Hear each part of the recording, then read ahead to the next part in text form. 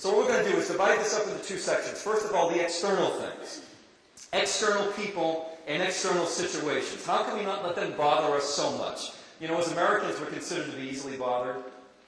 We live in the richest society in the world, but we take the most number of laxatives. I'm not saying all of you take laxatives. We have the most number of sleeping pills, the most number of antidepressants, I mean, you name it. Not even to mention Viagra or Propecia, but I don't take any of that stuff. And then we'll talk about internally, how not to let your mind be the master, and how not to let your mind turn a mountain out of a molehill. Not worth it. It's just not worth it. It's just not worth it. Why is it not worth it? What is it costing me? Health, a bunch of things. What does it cost me when I give away my peace of mind to external situations and people? What does that do to me? What does that cost me? How? Strong here or strong up here? I mean, it's an interesting question. If you had to choose just one, would you rather be mentally tough or physically tough? One time we had someone raise their hand. She said, Kevin, I don't know about that. I just want to be physically attractive. But I told her, no, mental toughness is better because you can be the most attractive person in the world, but if you're not tough up here, you wouldn't know it. And I always have to remind myself, I teach this stuff, I teach this stuff, I teach this stuff. Give me the serenity to deal with this. And so what I said to her next, I said to her, ma'am, you must have thought I did this on purpose. I didn't mean to sit in your seat, and I apologize. Then the next thing she said to me, I'll never forget for the rest of my life.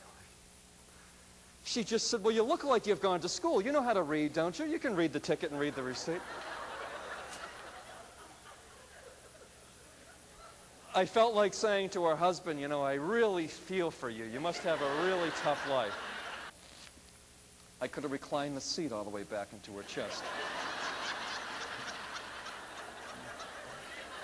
What percentage of my stress is self-created or self-induced? What percentage is it me, again, making it worse than it already has to be? And a lot of times I find through my research that the self-created stress comes from the stuff that we dwell on.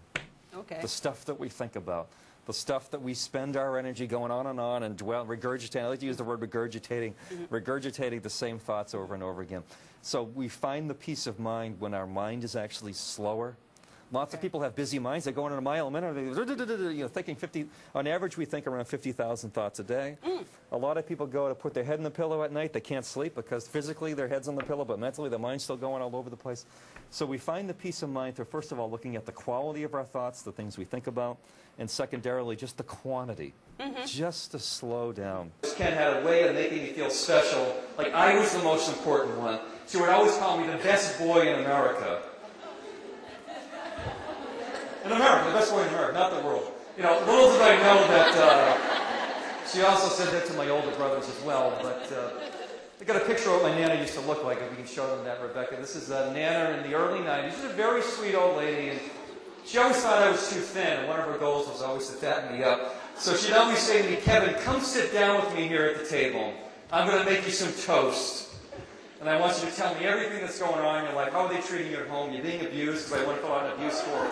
Let's just go through all these things and like... I mean, the bottom line is that life can be complicated. We can tend to overanalyze things. But there are a few things I know about life for sure. First of all, life is a journey, not a destination. There's no place that we're going to arrive to, where there's no problems that we have to deal with. Secondly, the journey is temporary. It doesn't last forever.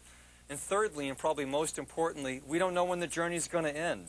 If you think about it, what percentage of people on the morning of the last day of their life know it's going to be their last day? I'd say very few. So since we don't know how many moments we have left, I've come to the conclusion that the most important thing is peace of mind and the ability to be fully present in the moments of our lives. But most of all, remember, you're too blessed to be stressed, because we all are, but some of us just don't realize it. Thank you, everybody. It was great to